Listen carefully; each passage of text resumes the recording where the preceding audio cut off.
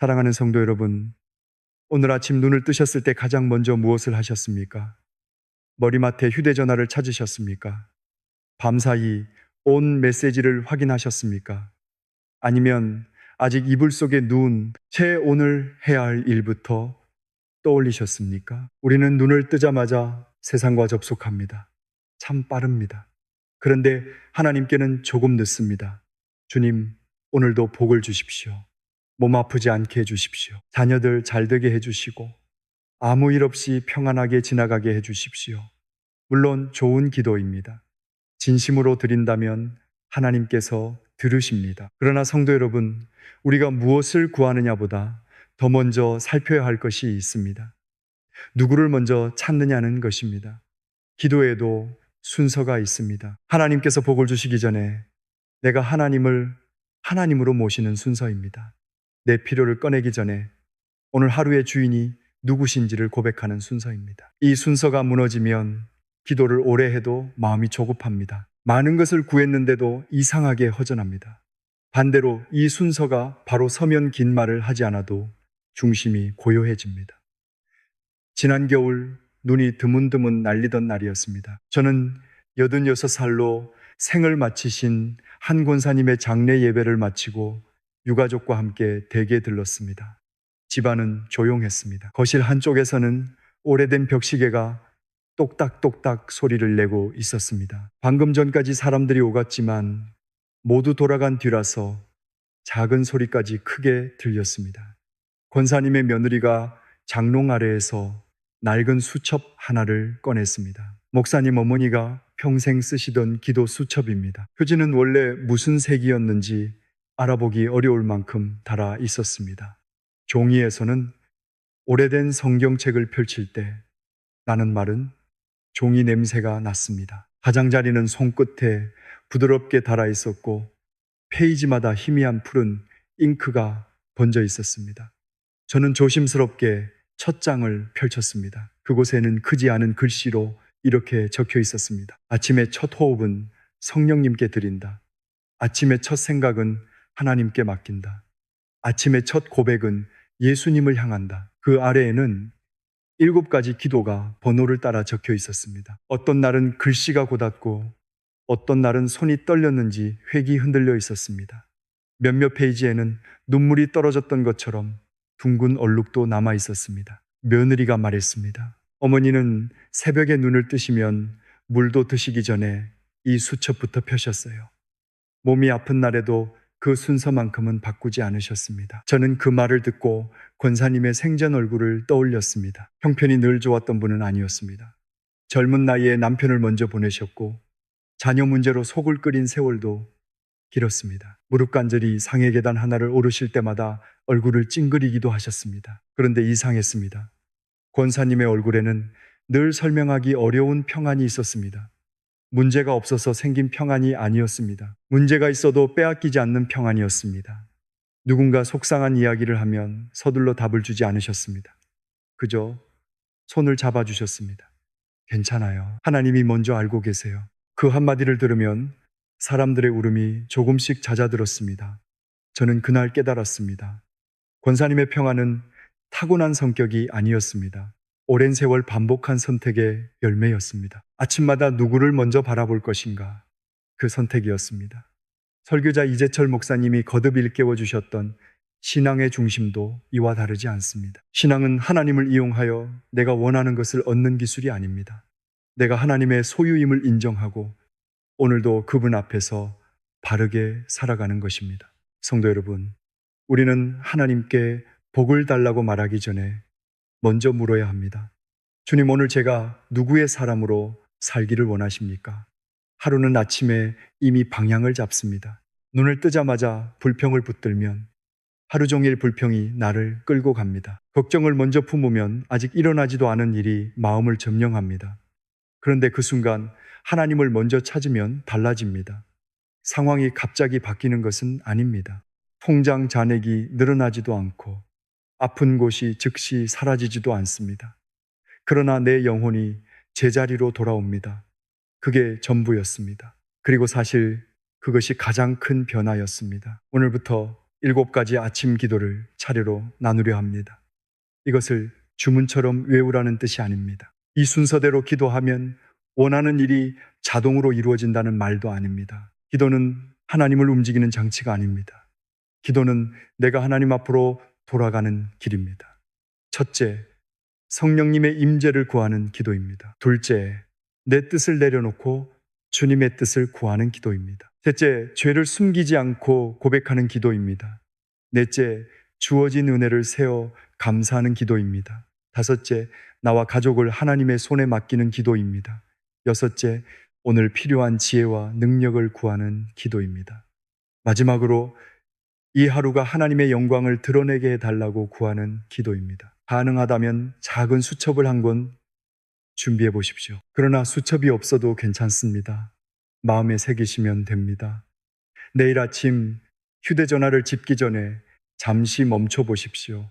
눈을 감고 숨을 한번 천천히 쉬십시오. 그리고 이렇게 물어보십시오. 나는 오늘 누구와 함께 이 하루를 시작할 것인가? 성도 여러분, 하루의 첫 문을 하나님께 열어 드리십시오. 우리가 하나님을 먼저 찾았기 때문에 하나님이 가까이 오시는 것이 아닙니다. 하나님은 이미 곁에 계셨습니다. 다만 우리가 너무 늦게 바라보았을 뿐입니다. 괜찮습니다.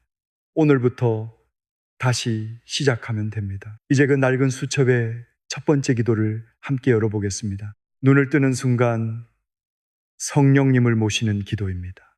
성도 여러분, 아침에 눈을 뜨는 순간 가장 먼저 해야 할 기도는 이것입니다. 성령님, 오늘도 제 안에 임하여 주십시오. 아주 짧습니다. 그러나 이 한 문장은 하루의 주인이 내가 아니라 하나님이심을 인정하는 고백입니다. 우리는 보통 눈을 뜨면 몸의 상태부터 살핍니다. 허리가 아픈지, 머리가 무거운지, 오늘 일정이 얼마나 복잡한지 생각합니다. 손은 자연스럽게 휴대전화로 갑니다. 밤사이 들어온 소식이 내 마음을 먼저 차지합니다. 그렇게 세상과 먼저 연결됩니다. 그리고 한참 뒤에야 하나님을 찾습니다. 요한복음 15장 5절에서 예수님께서 말씀하셨습니다. 나는 포도나무요, 너희는 가지라. 그가 내 안에, 내가 그 안에 거하면 사람이 열매를 많이 맺나니 나를 떠나서는 너희가 아무것도 할 수 없습니다. 주님을 떠나서는 아무것도 할 수 없다고 하셨습니다. 그런데 우리는 참 많은 것을 주님 없이 해보려고 합니다. 걱정도 혼자 하고 결정도 혼자 내립니다. 사람을 설득하는 일도 내 힘으로 하고 상처를 견디는 일도 이를 악물고 버팁니다. 그러다가 저녁이 되면 지칩니다. 몸만 피곤한 것이 아닙니다. 마음이 메마릅니다. 별일도 아닌데 화가 나고 가까운 사람의 말 한마디가 유난히 거슬립니다. 내 안에 힘이 없기 때문입니다. 가지가 나무에서 떨어져 있으면서 열매를 맺겠다고 애쓰는 것과 같습니다. 몇 해 전 67살 된 한 집사님이 저를 찾아오셨습니다. 평생 직장 생활을 성실하게 하신 분이었습니다. 정해진 시간에 출근하고 맡은 일을 미루지 않았습니다. 주변에서는 빈틈없는 분이라고 말했습니다. 그런데 은퇴한 뒤부터 이상한 일이 시작됐습니다. 아침만 되면 가슴이 답답했습니다. 출근할 곳이 없는데도 새벽 5시가 되면 눈이 번쩍 떠졌습니다. 창밖은 아직 어두웠고 오래된 보일러가 덜컹거리며 돌아가는 소리만 들렸습니다. 집사님은 차가운 창문에 손을 대고 한참 서 있곤 하셨습니다. 오늘은 무엇을 해야 하지? 나는 이제 쓸모없는 사람이 된 것 아닌가? 그 생각이 밀려오면 숨이 짧아졌습니다. 아내가 말을 걸어도 퉁명스럽게 대답했습니다. 자녀들이 안부 전화를 해도 괜찮다고만 하고 얼른 끊었습니다. 괜찮지 않았습니다. 병원에서는 큰 이상이 없다고 했습니다. 의사는 생활 리듬을 만들고 가볍게 운동해보라고 권했습니다. 집사님도 걷기 시작했습니다. 약도 드셨습니다. 도움을 받는 일은 부끄러운 것이 아닙니다. 그런데 마음 깊은 곳의 공허함은 쉽게 가라앉지 않았습니다. 어느 날 집사님이 제게 물으셨습니다. 목사님, 아침이 오는 것이 왜 이렇게 두려울까요? 저는 집사님께 거창한 기도를 권하지 않았습니다. 내일 아침 눈을 뜨면 아무것도 하기 전에 한 문장만 기도해 보십시오. 성령님, 오늘도 저와 함께 해 주십시오. 집사님은 고개를 갸웃하셨습니다. 그 한마디로 달라질까요? 저는 말씀드렸습니다. 상황을 단번에 바꾸는 주문이 아닙니다. 다만 혼자 하루를 시작하지 않겠다는 고백입니다. 다음 날부터 집사님은 작은 습관 하나를 만들었습니다. 눈을 뜨면 휴대전화에 손을 대지 않았습니다. 이불 속에서 두 손을 가슴 위에 얹고 천천히 숨을 쉬었습니다. 그리고 말했습니다. 성령님, 오늘도 저와 함께 해주십시오. 처음 며칠은 아무 느낌도 없었습니다. 여전히 가슴은 답답했고 새벽 공기는 차가웠습니다. 보일러 소리도 그대로였습니다. 그래도 계속했습니다. 일주일쯤 지나자 한 문장이 조금 길어졌습니다. 성령님, 오늘 제가 만나는 사람에게 따뜻한 말을 하게 해주십시오. 또 며칠이 지나자 다른 기도가 나왔습니다. 성령님, 제가 쓸모를 증명하려고 애쓰지 말고 오늘 맡겨진 작은 일을 충실히 하게 해주십시오. 그날 이후로 집사님은 아파트 경비실에 따뜻한 차를 가져다 드리기 시작했습니다. 혼자 사는 이웃 어르신의 장을 봐드리기도 했습니다. 화요일마다 교회 주방에서 설거지를 도왔습니다. 크고 대단한 일은 아니었습니다.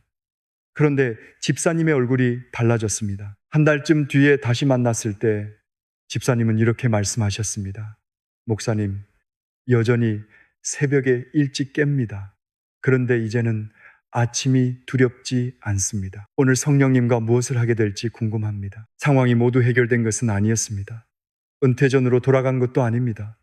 그러나 혼자라고 믿던 마음이 바뀌었습니다. 그게 전부였습니다. 그리고 그것이면 충분했습니다. 사도행전 1장 8절에서 주님은 말씀하셨습니다. 오직 성령이 너희에게 임하시면 너희가 권능을 받고 예루살렘과 온 유대와 사마리아와 땅 끝까지 이르러 내 증인이 되리라 하시니라. 성령님께서 주시는 권능은 사람을 눌러 이기는 힘만을 뜻하지 않습니다. 오늘 견뎌야 할 일을 견디는 힘입니다. 미운 사람에게 먼저 말 한마디 건네는 힘이고 낙심한 자리에서 다시 일어서는 힘입니다. 내가 옳다는 것을 증명하지 않아도 되는 힘입니다. 성도 여러분, 성령님은 우리가 명령할 수 있는 능력이 아닙니다. 원하는 결과를 얻기 위해 불러내는 수단도 아닙니다. 성령님은 하나님이십니다. 그러므로 성령님의 임재를 구한다는 것은 내 계획을 도와달라는 뜻만이 아닙니다. 내 생각을 고쳐주시고 내 욕심을 드러내시며 내가 가려던 길을 멈추게 하셔도 순종하겠다는 뜻입니다. 때로는 성령님께서 우리를 편한 길로 인도하지 않으십니다. 그러나 바른 길로 이끄십니다. 그 길이 복된 길입니다. 내일 아침 눈을 뜨면 바로 일어나지 마십시오.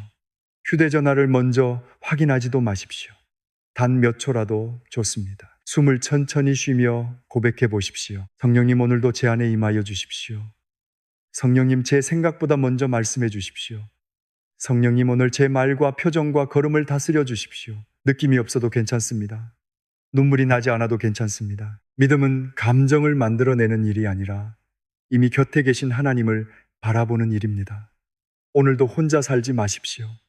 성령님과 함께 시작하십시오. 그러면 평범한 하루가 하나님을 만나는 자리가 될 것입니다. 두 번째 아침 기도는 이것입니다. 주님, 오늘 제 뜻이 아니라 주님의 뜻이 이루어지게 하소서. 이 기도는 짧지만 쉽지 않습니다. 우리는 하나님의 뜻을 구한다고 말하면서도 마음속으로는 이미 답을 정해 놓을 때가 많기 때문입니다. 주님, 제가 세운 계획이 잘 되게 해주십시오. 주님, 제가 선택한 길에 문제가 없게 해주십시오. 주님, 제가 원하는 것을 이루어 주시되 실패는 없게 해주십시오. 겉으로는 기도처럼 들립니다. 그러나 자세히 들여다보면 하나님께 맡기는 것이 아니라 승인을 요구하는 경우가 많습니다. 내가 계획합니다. 하나님은 도장을 찍어 주셔야 합니다. 내가 방향을 정합니다. 하나님은 길만 평탄하게 해주시면 됩니다. 성도 여러분, 이것은 하나님을 주인으로 모시는 태도가 아닙니다. 하나님을 내 계획의 협력자로 세우는 태도입니다. 잠언 19장 21절은 말씀합니다. 사람의 마음에는 많은 계획이 있어도 오직 여호와의 뜻만이 완전히 서리라. 우리 마음에는 계획이 많습니다. 나이가 들수록 줄어들 것 같지만 그렇지 않습니다. 자녀는 이렇게 살아야 하고 배우자는 저렇게 변해야 하며 내 노후는 이 정도는 보장되어야 한다고 생각합니다. 모두 틀렸다는 뜻이 아닙니다. 계획은 필요합니다. 그러나 계획보다 먼저 물어야 합니다. 주님, 이것이 정말 주님의 뜻입니까? 몇 해 전 52살 된 한 권사님이 작은 식당을 운영하고 계셨습니다. 손맛이 좋았습니다. 특히 된장국과 나물 반찬이 유명했습니다. 점심시간이면 가게 앞에 사람들이 줄을 섰습니다. 권사님은 자신감이 생겼습니다. 가게를 하나 더 내면 수입도 늘고 자녀들에게도 도움이 되겠다고 생각했습니다. 은행 대출을 알아보고 상가 계약금도 준비했습니다. 주방기계까지 미리 견적을 받았습니다. 기도도 많이 하셨습니다. 주님, 두 번째 식당이 잘 되게 해주십시오. 주님, 좋은 직원을 보내주십시오. 주님, 장사가 크게 일어나게 해 주십시오. 그런데 한 번도 묻지 않으셨습니다. 주님, 제가 이 일을 해야 합니까? 계약을 앞둔 어느 장마철 저녁이었습니다. 빗물이 식당의 철제 셔터를 세차게 두드렸습니다. 주방에는 국 끓는 김이 가득했고 젖은 우산 냄새와 된장 냄새가 뒤섞여 있었습니다. 그날 건물주에게 전화가 왔습니다. 상가 계약 조건이 갑자기 바뀌었다는 말이었습니다.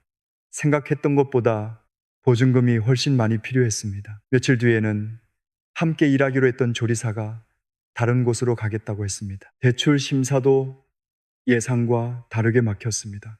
권사님은 화가 났습니다. 하나님, 제가 교회도 잘 섬겼고 헌금도 드렸는데 왜 길을 막으십니까?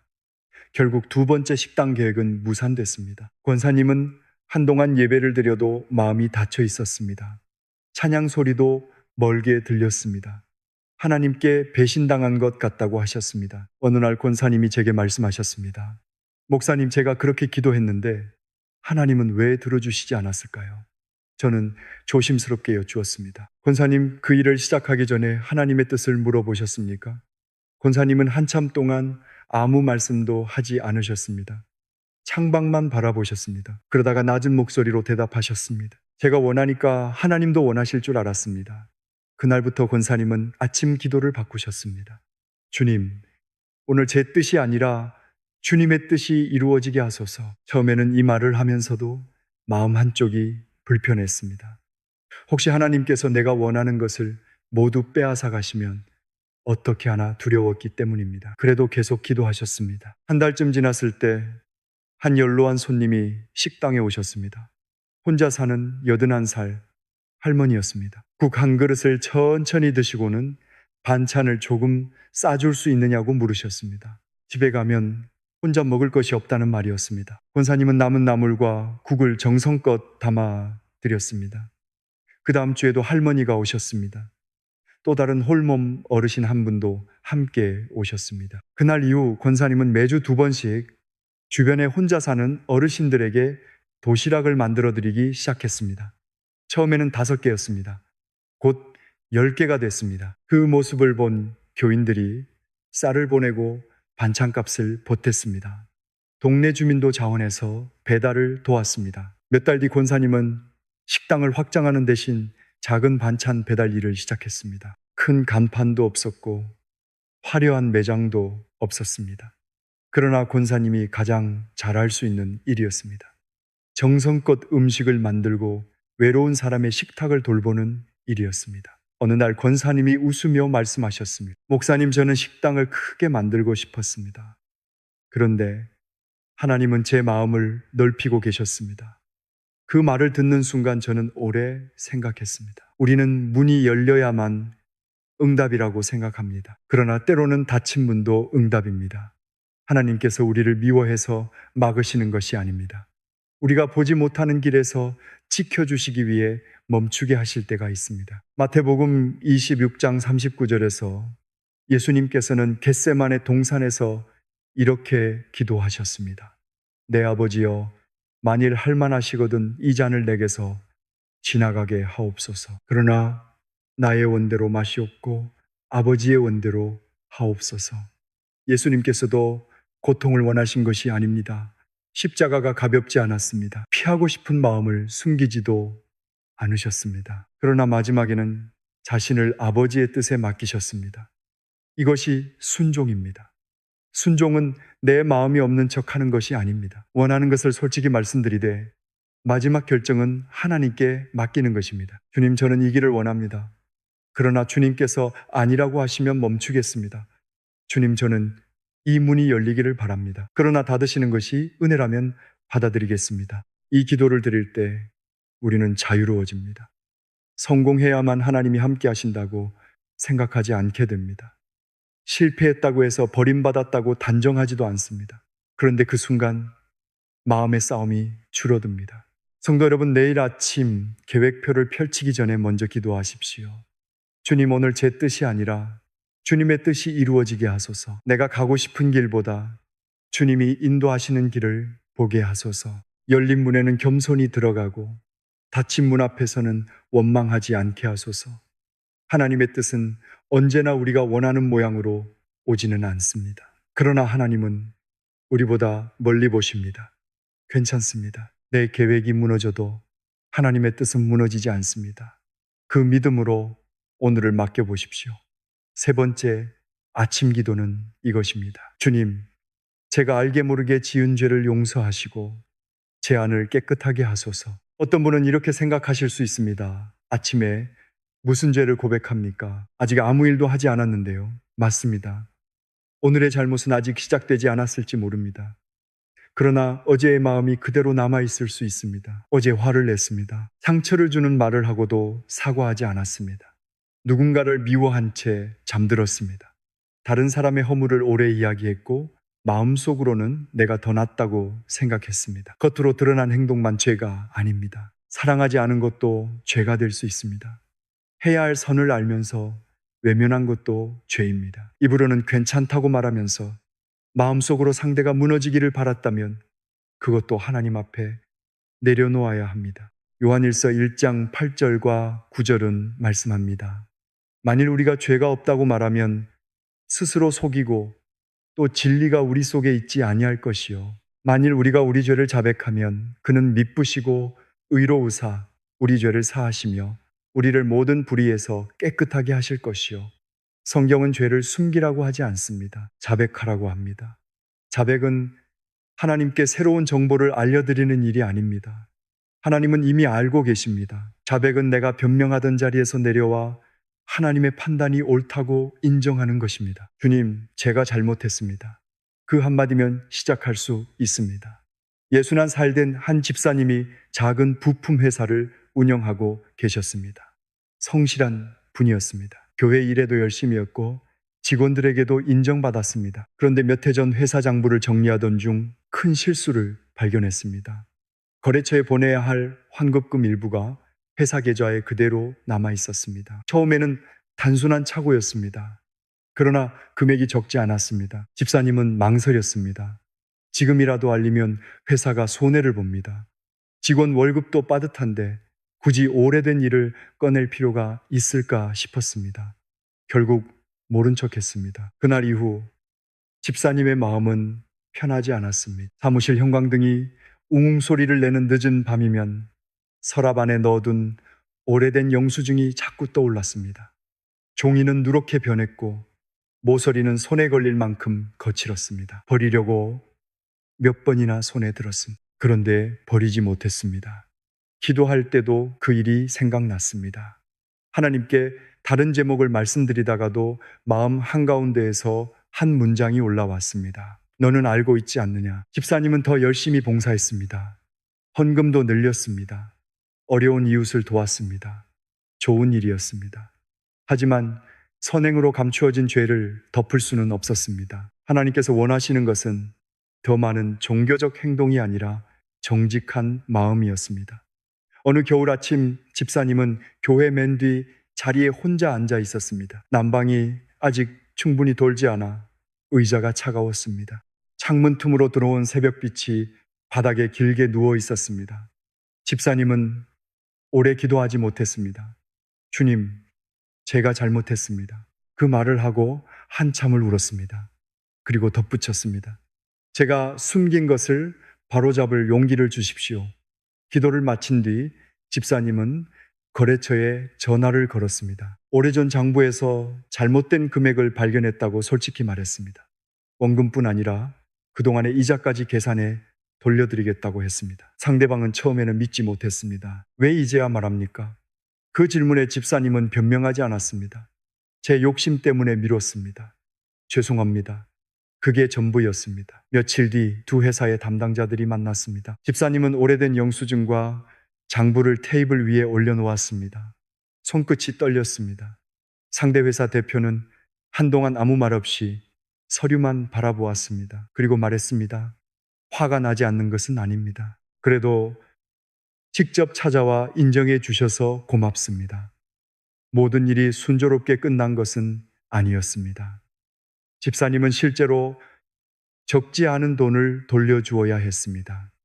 회사 형편도 한동안 어려워졌습니다. 그러나 집사님의 얼굴은 오히려 밝아졌습니다. 나중에 제게 이렇게 말씀하셨습니다. 목사님, 돈을 돌려주던 날보다 하나님 앞에서 잘못했다고 인정한 그 아침에 먼저 자유로워졌습니다. 성도 여러분, 회개는 손해를 피하는 방법이 아닙니다. 회개는 죄가 만든 방향에서 돌아서는 것입니다. 입으로 용서를 구했지만 고칠 수 있는 잘못을 그대로 두고 있다면 아직 돌아선 것이 아닐 수 있습니다. 누군가에게 상처를 주었다면 사과해야 합니다.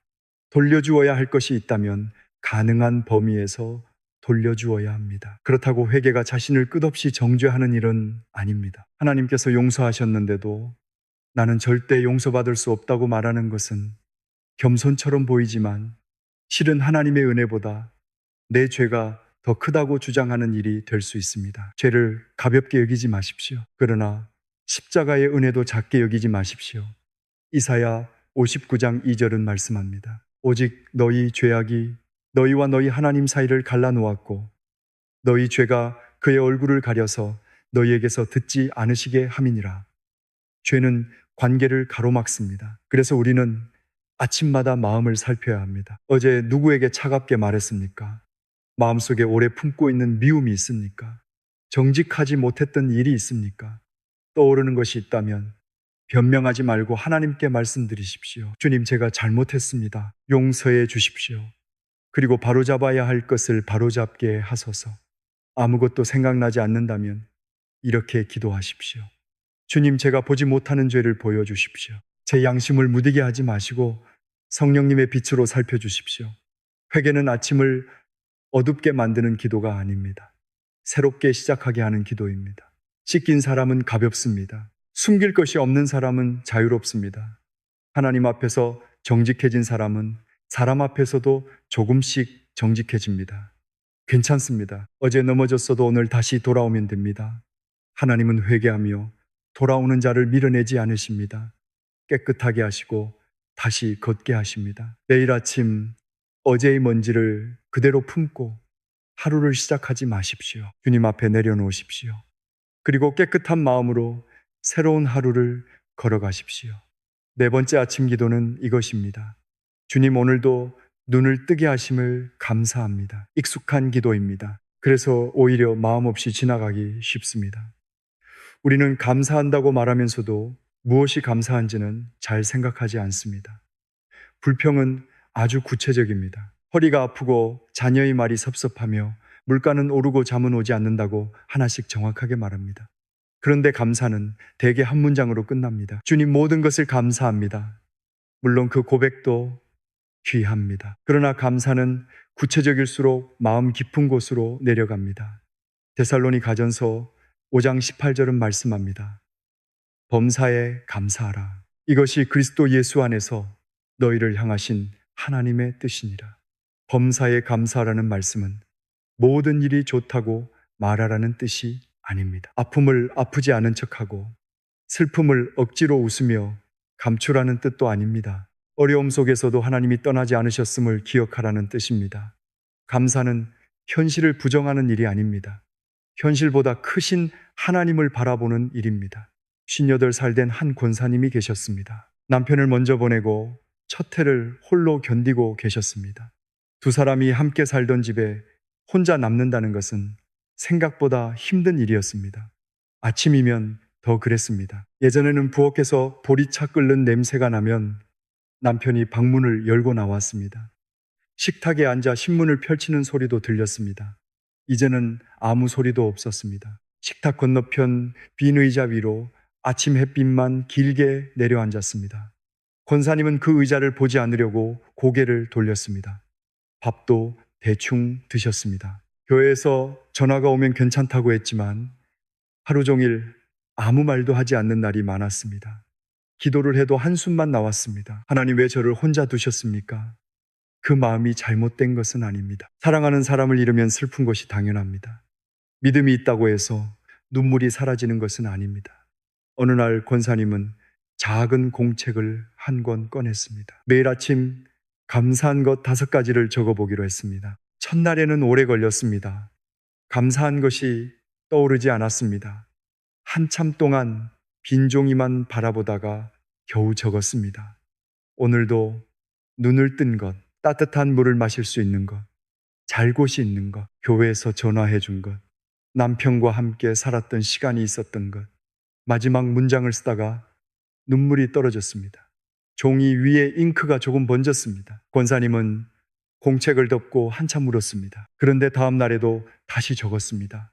창밖에서 참새 우는 소리를 들은 것, 아침에 보리차 냄새가 좋았던 것, 무릎은 아프지만 혼자 걸을 수 있는 것, 딸이 보내준 사진을 본 것, 어제보다 조금 덜 울었던 것. 감사는 슬픔을 없애주지 않았습니다. 그러나 슬픔밖에 보이지 않던 눈을 조금씩 열어주었습니다.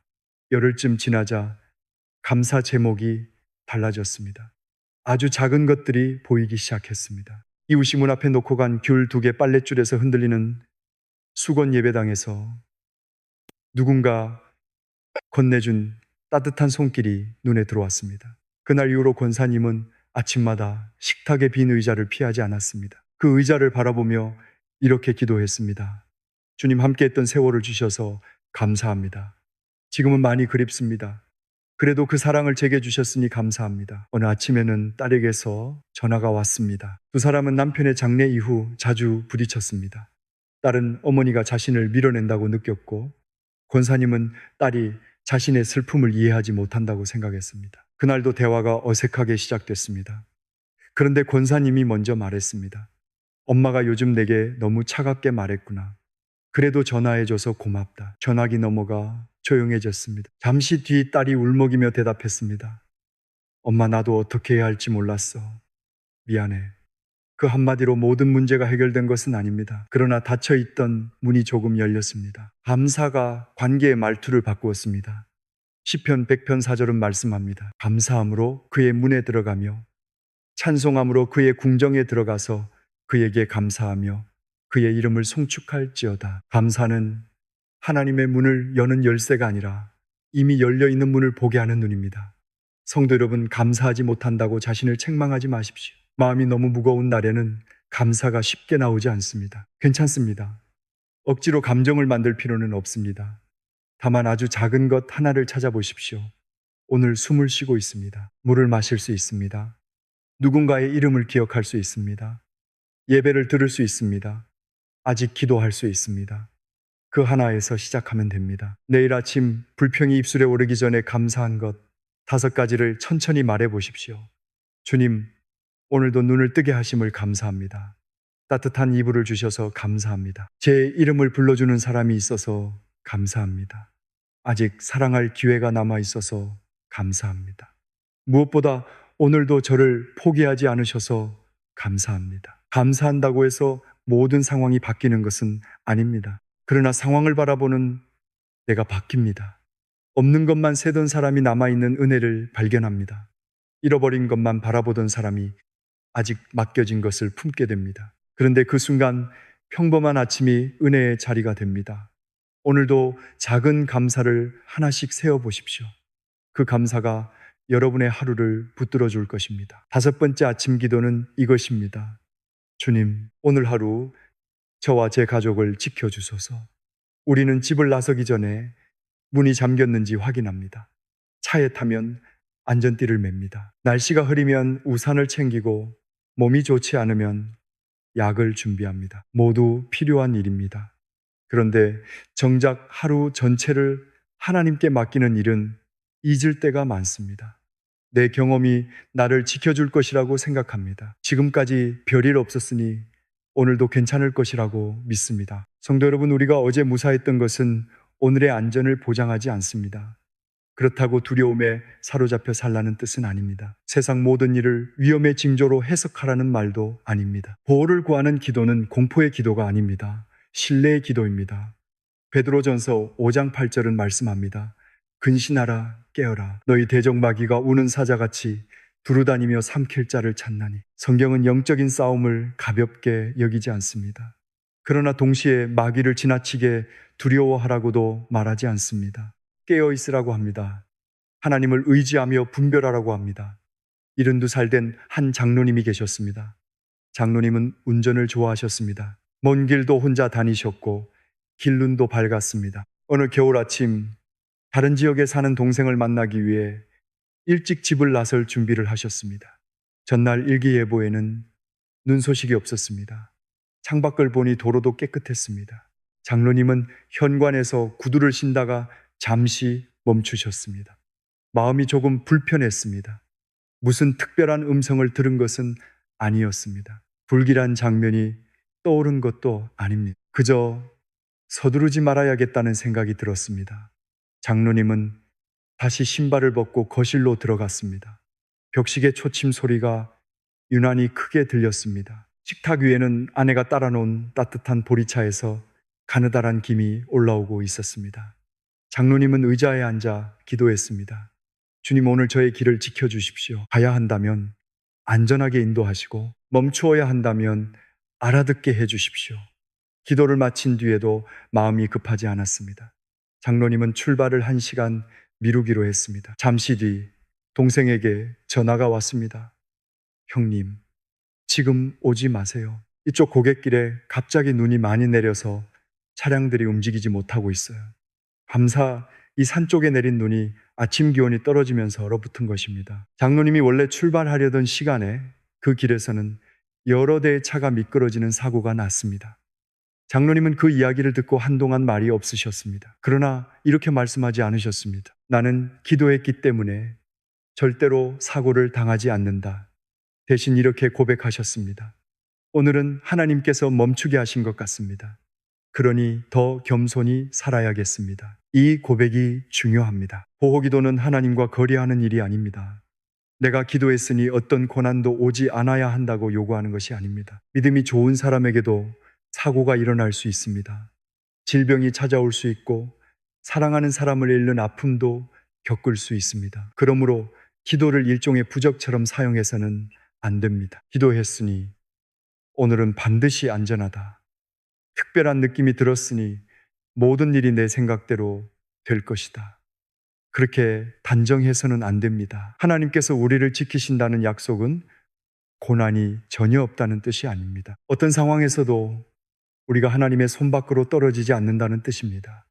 시편 91편 10절과 11절은 말씀합니다. 화가 내게 미치지 못하며 재앙이 내 장막에 가까이 오지 못하리니 그가 너를 위하여 그의 천사들을 명하사 네 모든 길에서 너를 지키게 하심이라. 이 말씀은 하나님을 시험하라는 허락이 아닙니다. 위험을 무시한 채 무모하게 행동해도 된다는 말도 아닙니다. 안전띠를 매야 합니다. 건강검진도 받아야 합니다. 위험한 날씨에는 일정을 바꿀 줄 알아야 합니다. 기도하는 사람은 상식을 버리는 사람이 아닙니다. 더 겸손하게 살피는 사람입니다. 장로님은 그날 이후 운전하기 전에 반드시 짧게 기도하셨습니다. 그리고 기도만 하고 출발하지 않으셨습니다. 타이어 상태를 확인했고 날씨와 도로 상황을 살폈습니다. 하나님을 의지하는 것과 책임 있게 행동하는 것은 서로 반대가 아닙니다. 함께 가야 합니다. 잠언 18장 10절은 말씀합니다. 여호와의 이름은 견고한 망대라. 의인은 그리로 달려가서 안전함을 얻느니라. 견고한 망대는 세상에서 도망치는 장소가 아닙니다. 두려움이 찾아올 때 내 마음이 돌아갈 곳입니다. 자녀가 집을 나설 때 걱정되십니까? 병원 검사 결과를 기다리고 계십니까? 배우자의 건강이 마음에 걸리십니까? 그 걱정을 혼자 붙들고 있지 마십시오. 하나님께 맡기십시오. 주님, 제가 사랑하는 사람을 제 손으로 모두 지킬 수 없음을 고백합니다. 제가 보지 못하는 곳에서도 함께 해 주십시오. 위험을 피할 지혜를 주시고 어려움이 찾아오더라도 믿음을 잃지 않게 하소서. 이렇게 기도하십시오. 자녀를 하나님께 맡긴다는 것은 자녀의 모든 선택을 통제하려는 마음도 내려놓는 것입니다. 배우자를 맡긴다는 것은 내 불안으로 상대를 숨막히게 하지 않는 것입니다. 보호기도는 붙잡는 기도가 아니라 맡기는 기도입니다. 그런데 그 순간 마음이 조금 가벼워집니다. 내가 사랑하는 사람의 마지막 보호자가 내가 아니라 하나님이심을 알게 되기 때문입니다. 성도 여러분, 내일 아침 가족들의 이름을 한 사람씩 불러보십시오. 주님, 오늘 제 남편을 지켜주십시오. 제 아내와 자녀들의 걸음을 살펴주십시오. 혼자 계신 부모님과 멀리 있는 가족을 붙들어 주십시오. 그리고 마지막에 이렇게 고백하십시오. 어떤 일이 있어도 우리를 주님의 손에서 놓지 마소서. 괜찮습니다. 미래를 다 알지 못해도 됩니다. 우리를 붙드시는 분이 누구인지 알면 오늘 한 걸음을 걸을 수 있습니다. 두려움으로 하루를 시작하지 마십시오. 하나님의 손에 여러분과 가족을 맡기며 시작하십시오. 그 손은 우리보다 강하고 우리보다 멀리 보십니다. 6번째 아침 기도는 이것입니다. 주님, 오늘 제게 필요한 지혜와 능력을 주소서. 우리는 하루에도 수많은 결정을 내립니다. 무엇을 먼저 해야 할지, 누구의 말을 믿어야 할지, 지금 말해야 할지, 침묵해야 할지 선택합니다. 작은 결정처럼 보입니다. 그러나 오늘의 작은 선택 하나가 내일의 큰 결과를 만들기도 합니다. 직장을 옮겨야 할지 고민하는 분이 계십니다. 자녀의 부탁을 어디까지 들어주어야 할지 판단하기 어려운 부모도 있습니다. 치료 방법을 선택해야 하거나 누군가에게 돈을 빌려주어야 할지 결정하지 못해 잠을 이루지 못하는 분도 계십니다.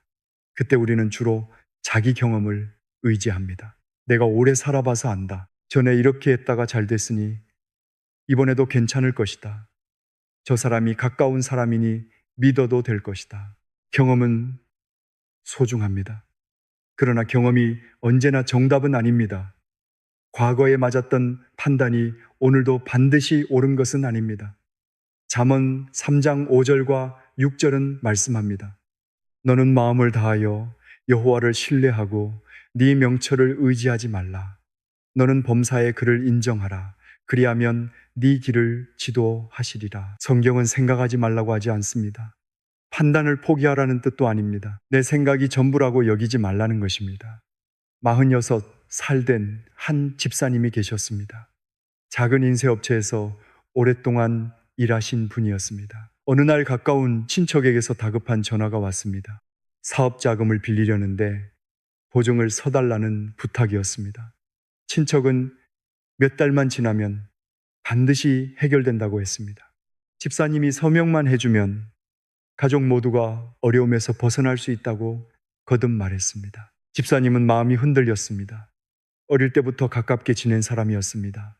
거절하면 인정 없는 사람으로 보일 것 같았습니다. 다른 가족들도 한 번만 도와주라고 재촉했습니다. 서류에 적힌 금액은 집사님이 평생 모은 재산보다 컸습니다. 그날 밤 집사님은 식탁에 서류를 펼쳐 놓았습니다. 냉장고 돌아가는 낮은 소리만 들렸고 창밖에서는 늦은 버스가 젖은 도로를 지나가는 소리가 났습니다.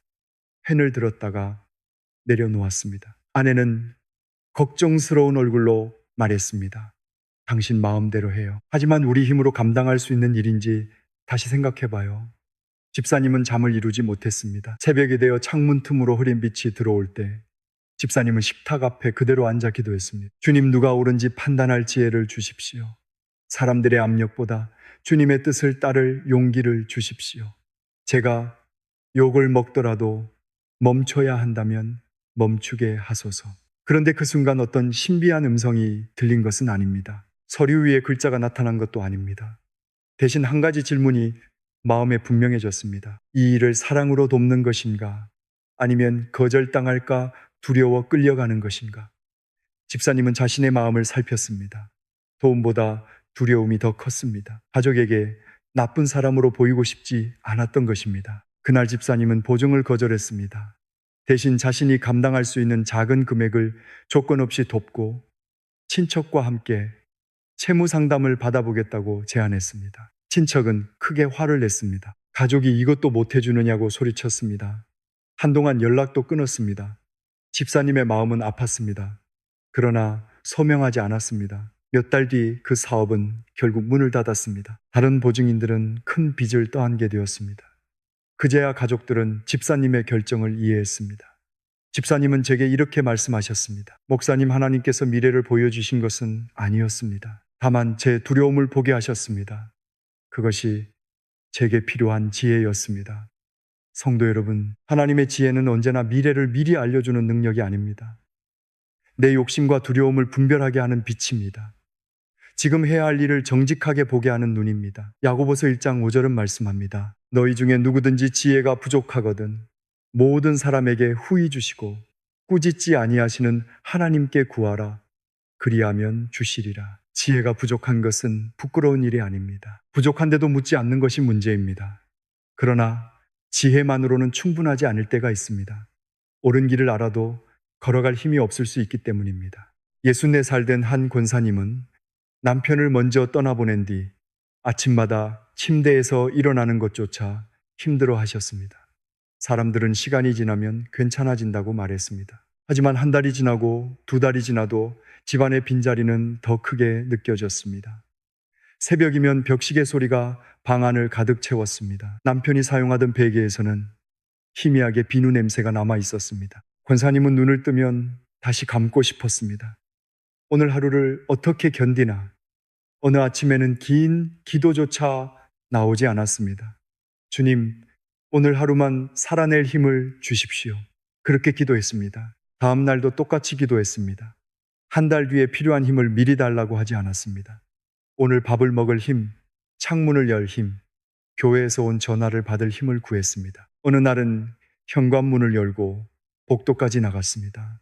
다음 날에는 아파트 화단을 한 바퀴 걸었습니다. 또 어느 날에는 슬픔 때문에 연락하지 못했던 친구에게 전화를 걸었습니다.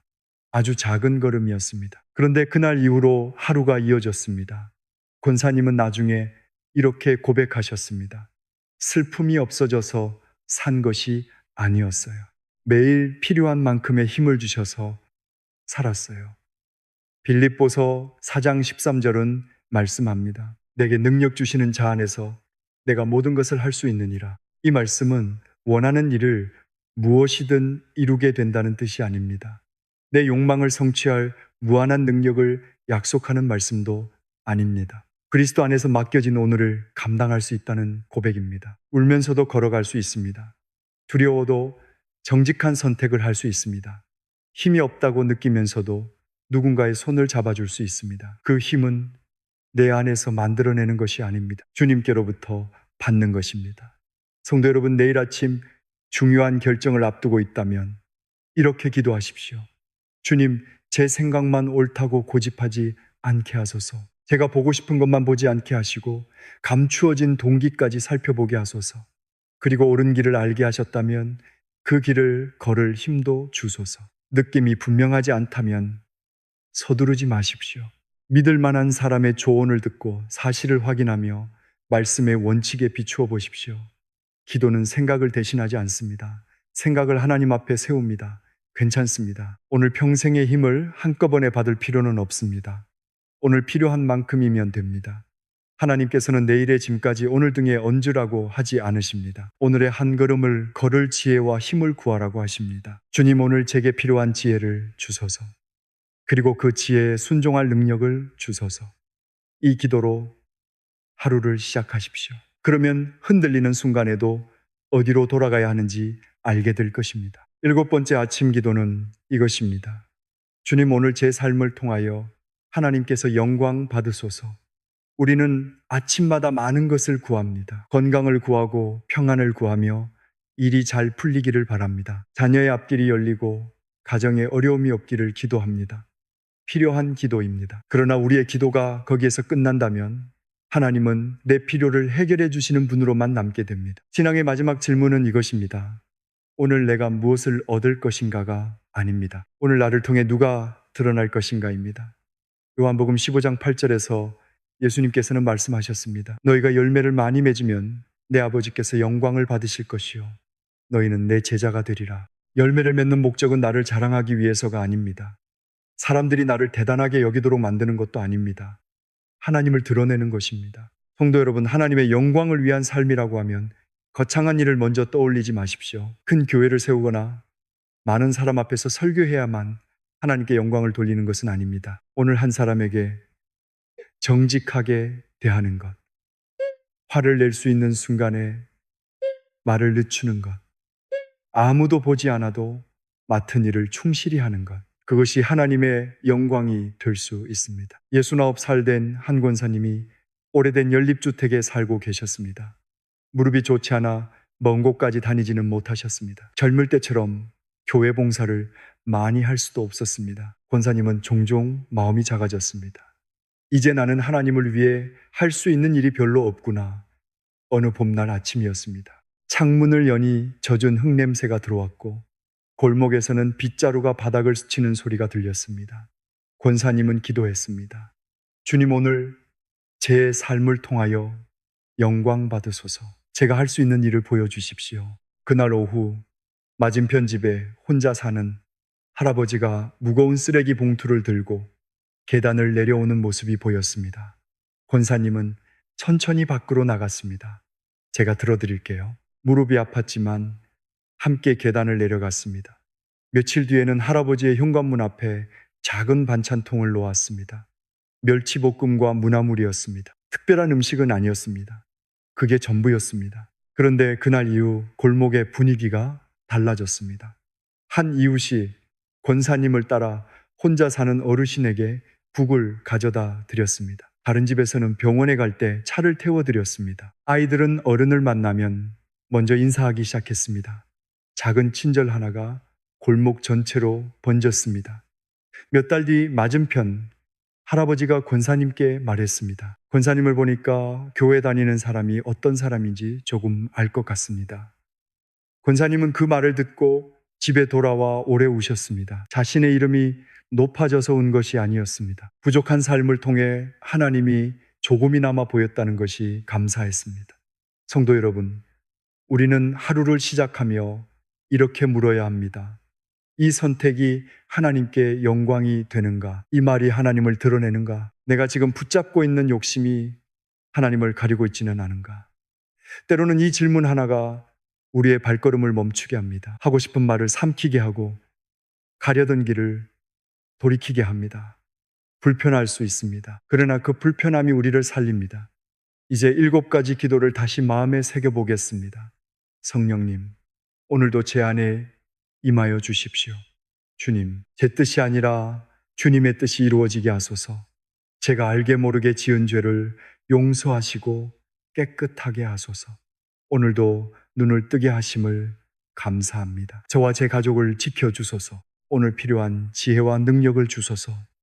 그리고 제 삶을 통하여 하나님께서 영광 받으소서. 이 7문장을 주문처럼 외우지 마십시오.